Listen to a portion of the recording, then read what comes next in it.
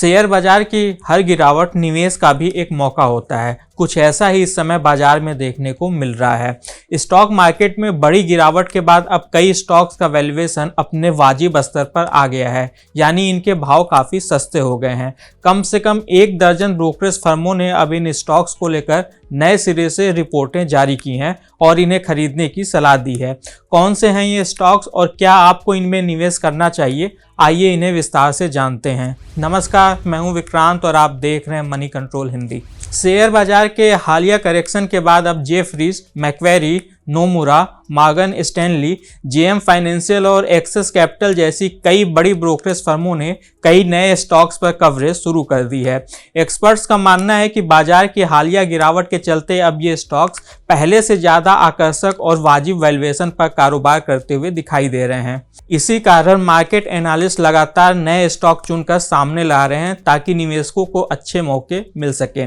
Stock चुनने की इस प्रक्रिया में सबसे आगे जेफरीज इंडिया और जेएम फाइनेंशियल हैं। जेफरीज ने पतंजलि फूड्स, वारी एनर्जी, साई लाइफ साइंसेज और स्विगी को कवर करना शुरू किया है। वहीं पर जेएम फाइनेंशियल ने टाटा कम्युनिकेशन, बाजार स्टाइल रिटेल, सेगेल्टी इंडिया और आईकेएस हेल्थ के शेयरों पर दांव लगाया है। ब्रोकरेज ने इनमें से अधिकतर शेयरों को बाई रेटिंग दी है। इसके अलावा मोतीलाल ओसवाल ने डॉक्टर अग्रवाल हेल्थ और भारतीय हेक्साकॉम को कवर करना शुरू किया है, जबकि मैक्वेरी ने अडानी ग्रीन एनर्जी, नुवामा ने एफकॉन इंफ्रास्ट्रक्चर, एम्बिट कैपिटल ने आईटीसी होटल्स और निर्मल बैंक ने हुंडई मोटर्स इंडिया के शेयरों को कवर करना शुरू किया है। मार्केट एनालिस्ट का मानना है कि शेयर बाजार की गिरावट लॉन्ग टर्म निवेशकों के लिए एक सुनहरा मौका हो सकता है। इसीलिए Jefferies, Morgan Stanley, Nomura, Motilal Oswal और जेएम फाइनेंशियल जैसी ब्रोकिंग फर्मों ने कई नए स्टॉक्स पर कवरेज शुरू की है। शेयर बाजार में गिरावट पिछले साल सितंबर के अंत में शुरू हुई थी। सितंबर 2024 में सेंसेक्स और निफ्टी अपने ऑल टाइम हाई पर कारोबार कर रहे थे, लेकिन उसके बाद मार्केट में लगभग 10% की गिरावट आ चुकी है। छोटे और मिड कैप स्टॉक्स में तो 19% तक की गिरावट देखने को मिली है।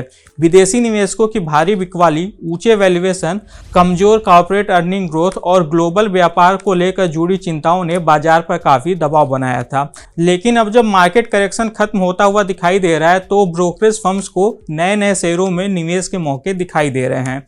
अब सवाल ये है कि आखिर ब्रोकरेज को ये कंपनियां अचानक क्यों आकर्षक लगने लगी हैं।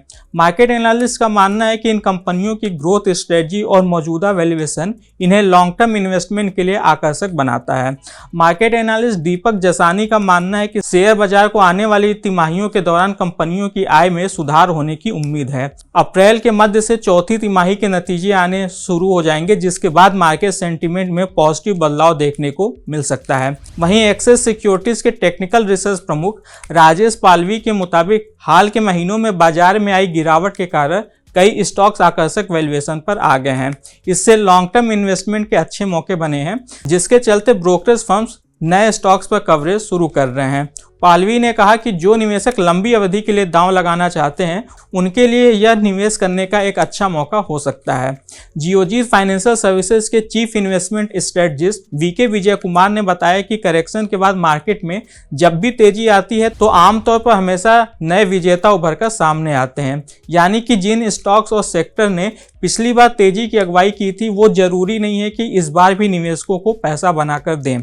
इसके लिए ब्रोकरेज फर्म निवेशकों को नए सेक्टर्स पर ध्यान देने और आइडियाज तलाशने की सलाह दे रहे हैं। आज के इस खास वीडियो में बस इतना ही। आपको यह जानकारी कैसी लगी हमें कमेंट कर जरूर बताइएगा। बिजनेस और स्टॉक मार्केट से जुड़ी ऐसी खबरों के लिए आप हमारी मनी कंट्रोल हिंदी की वेबसाइट को विजिट कर सकते हैं। इसके अलावा आप हमें यूट्यूब, फेसबुक, इंस्टाग्राम और एक्स यानी कि ट्विटर पर भी फॉलो कर सकते हैं। Thank you.